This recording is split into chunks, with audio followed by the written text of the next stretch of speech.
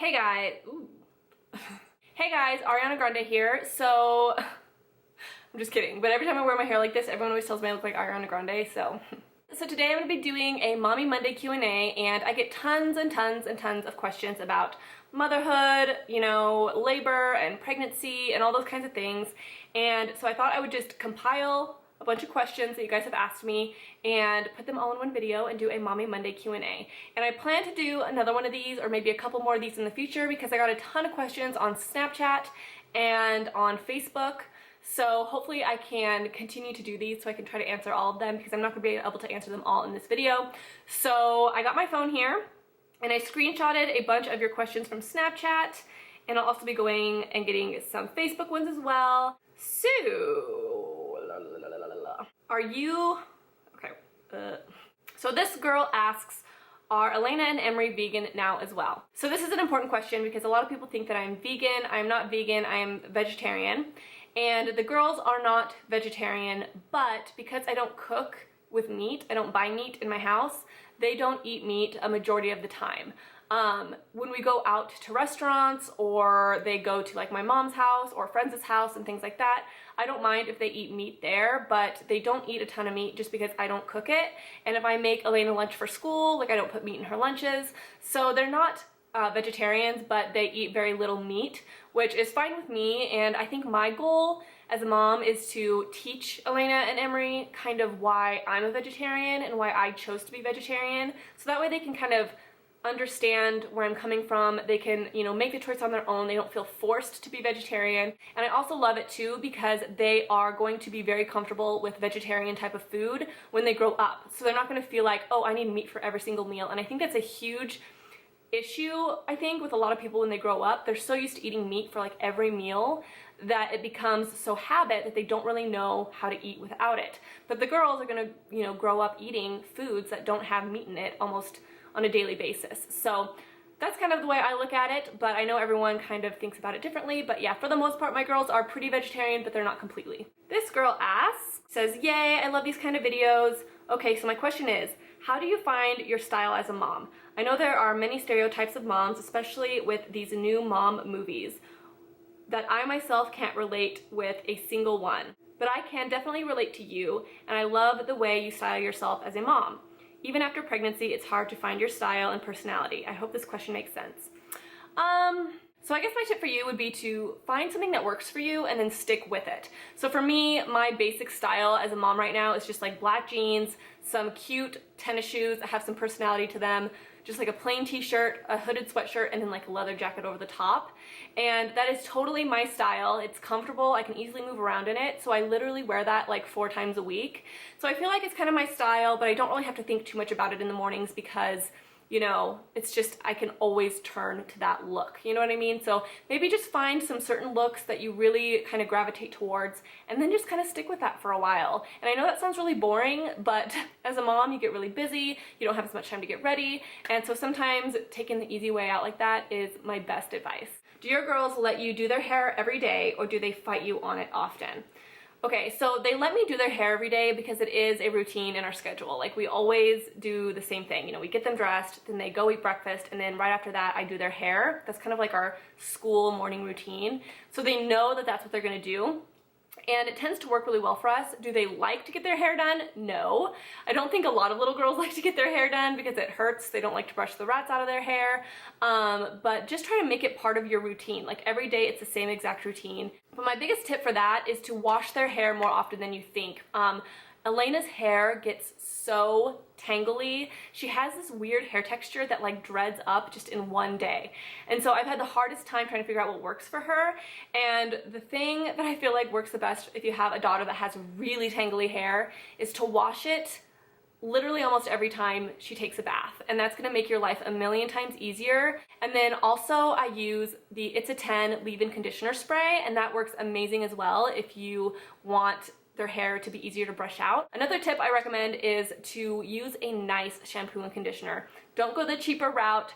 Buy something that's maybe a little bit on the higher end side because they tend to help with tangly like hair a little bit better. And I noticed when I switched to something a little bit more high end with the girls, their hair doesn't tangle quite as easily. Will you ever try for a boy? Also, which of the girls was easier as a baby? If I ever try for another baby, which I don't know, like I said, it's not going to necessarily be for a boy. Like, I'm not going to be like, I'm going to have another baby so I can try for a boy. I'm just going to try for a baby if I want to have another baby. You know what I mean? And me and Travis have talked about it. And as cool as it would be to have a boy, because I think it would be really cool to see what our boy would be like, I would be really happy with another girl because I'm so used to girls and what girls are like. We have all their toys, all their clothes already, and it would be cool if they just had another sister to play with. You know what I mean? So if we had another girl, like, it would honestly be really cool as well. So I really would not care either way if we had a boy or a girl. Plus, we already have a girl name picked out if we have another girl. We've had this name picked out since literally Emory was born. Like, we always said, if we have another girl, we know what we're gonna name her. Also, which of the girls was an easier baby? I would definitely say Elena was an easier baby than Emory. Emory was definitely more emotional as a baby. Like, she cried a lot more, and Emory still to this day cries a lot more.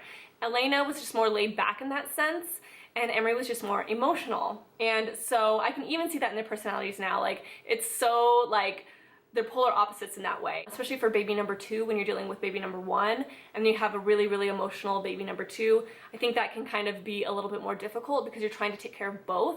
If Emory was the first and she had her really emotional personality, I think that it would have been a lot easier to handle. Me and my husband want children, but I'm so scared of the labor part. How bad is labor? It depends on what kind of labor you have. So I've had an all-natural labor, and I've also had a labor that was medicated, or like I had the epidural. And when I had my all-natural labor, it was not planned. I was like, I'm gonna have an epidural. I never, ever, ever, ever planned on having an all-natural birth. I was like, I can't do it. I'm not even gonna pretend like I can. Like, no. And I didn't plan on having an all-natural labor. So when I did, it was extremely stressful because I couldn't get the epidural. Now, if you want to go watch my very, very first labor and delivery story, you can. It was a very traumatic experience. I had like preeclampsia. Literally, my first labor was a literal nightmare. It was actually quite dangerous. But with that said, if I just couldn't have gotten an epidural and I had to do it in all natural, it was really, really hard. And it's because I wasn't planning it. And so when it was like popped on me like that and it was like, you can't have an epidural, I was like, what? So I was literally so anxiety ridden the entire labor because I was not expecting that to happen. So for me, a natural labor was really hard. But I think it was just the circumstances. And then when I went into my second labor with Emory, I had an epidural. And I remember saying, oh my God, this is so easy. Like, I could totally have another baby after this. Like, this wasn't that bad. And I remember like just chilling, and I remember like laughing up until I was pushing. Like, it didn't even like hurt really. And then I pushed, and yeah, I mean, it hurts. I'm not gonna say it doesn't. But I was so surprised at how easy an epidural labor was. So I would say that if you're gonna go epidural route, don't be too scared. It wasn't as bad as I thought it was gonna be with an epidural. Like, if I was to get pregnant again and I knew I had to face labor with an epidural, I wouldn't be that scared, okay? But if I had to go into a natural labor, yeah, girl, no. Some people choose to do it though. Some people don't mind it that much. I hated it. It was hard. Hi, Carah. I just wanted to ask, how did you discipline Elena and Emory when they were being stubborn? Is there any tips and tricks you share? Okay. So the other day, Elena was being very stubborn. She did not want to clean up her toys. Did not want to do it. And I said, Elena, you have to pick up your toys. If you want to have these toys, you have to take care of them and you have to pick them up. But she was like, no, I'm not doing it. And she was being extremely stubborn. And I said, okay, then you're going to go to your room and you're going to stay in your room until you pick up your toys. And she literally didn't pick up her toys for like an hour and a half. And I kept going in there to check on her, and I'm like, if you're not going to pick up your toys, you can't come out of your room. I'm sorry. So I'd close the door, and then I'd come back and check on her, and she still didn't pick up her toys. She was just laying in her bed, and she was pouting. And I'm like, she's not going to win this war. Like, she has to stay in her room until she picks up her toys, like I asked. And then I finally told her that Emory was going to eat lunch. I'm like, you can't come out of your room until you pick up your toys. I'm sorry. You know, you can have your lunch after. And finally, she ended up picking them up because she wanted to eat lunch. And I think it's really important to stick to your guns, because if you don't, then they're going to know that they can be stubborn and that you will give in. So my biggest tip is to utilize their room, because it's really hard to deal with like a crying kid or somebody that's whining and you're just like, stop whining, like, come on. So just send them to their room so they can deal with their emotions, and eventually they're going to want to come out, so they're going to end up doing it. But you have to hold true to your guns, because if you don't, they'll just feel like they can get away with anything. So how do you keep the girls' hair from being tangled? What products do you recommend? just told you guys, just answered that question.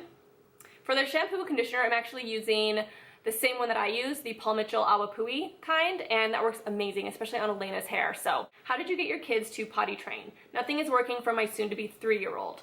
Okay, so it sounds to me like your kid isn't even 3 yet. So give yourself a break, please. This was my biggest, like, regret, was trying to listen to everybody around me telling me, you know, you need to get your kid potty trained. My child was potty trained by 2. And I'm like, oh my God, like my kid needs to be potty trained at 2.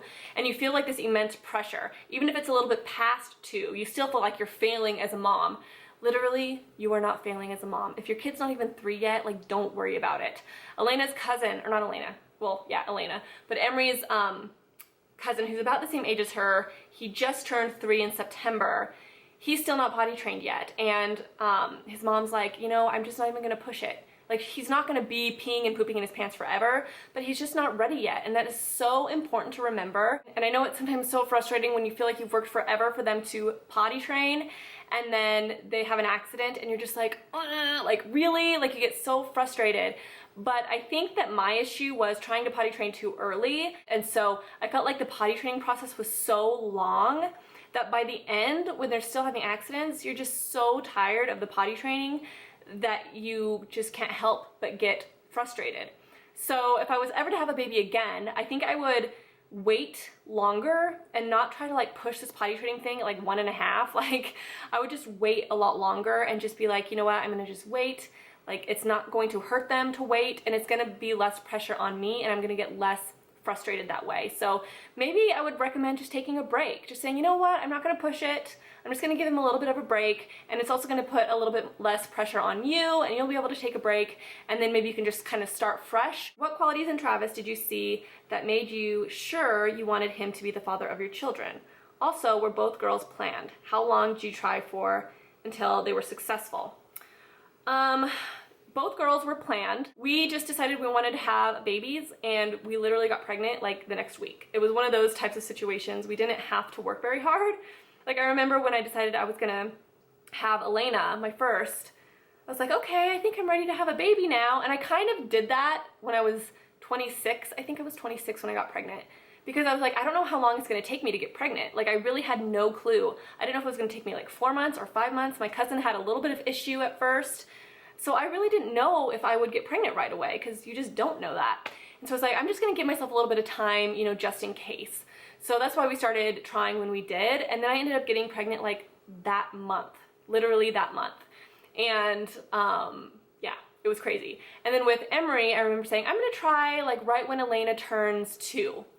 And so right when Elena turned 2, we started trying for Emory, and we got pregnant that month. Yeah, so they were both really easy and both planned. So what qualities in Travis did you see that made you sure you wanted him to be the father of your children? I don't really remember thinking about that when I was, you know, before I had kids. I remember really loving Travis. Like, we were together for like, how long were we together? We were together for 3 years before we got engaged, 4 years when we got married. And in that time period, it was more so I just knew Travis was a good guy. Like, Travis was a really good guy. He was very loyal. He was very sweet and kind, motivated. Like, I knew he would make a good husband. You know, we never had any issues. We never broke up or anything like that. Like, I just knew Travis was a good guy. And so I think just in that general sense, I just kind of figured he'd be a good dad. You know what I mean? But I didn't really think too much specifically about the qualities of him as a father. But Travis is such a good dad. He is so attentive.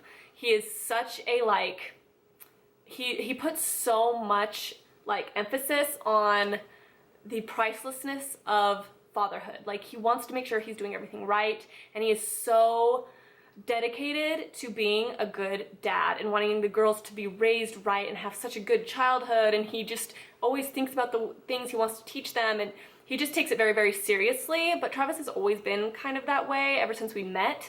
He just really puts a lot of purpose into certain things. He's like one of those people that's like, he doesn't love a lot of people, but when he does love somebody, it's like full-blown love, you know what I mean? Or if he finds something that he's dedicated to, it's like full-on dedication, but it's those rare things. And I feel like fatherhood was one of those things for him that it's like, this is like everything, you know? He was just a good guy. And I think when you meet a good, genuine guy, like you just know that he's gonna be a good dad, you know? Okay, one more question, guys, otherwise it's gonna get really long, but like I said, I'll keep all of these so I can answer them more in the future.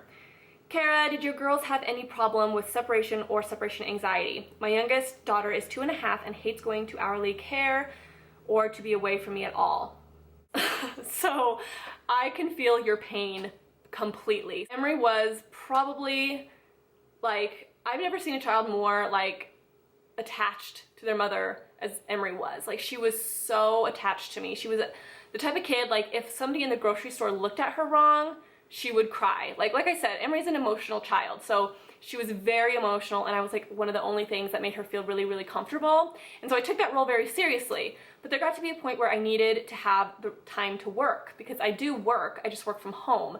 And so because of that, I had to start taking her to daycare on Fridays and then half days on Monday and Wednesdays. She literally cried every time I dropped her off at daycare for like 2 months straight. And that is not an over-exaggeration, and it's literally the hardest thing you will ever do. Like, still, it makes me feel so bad now.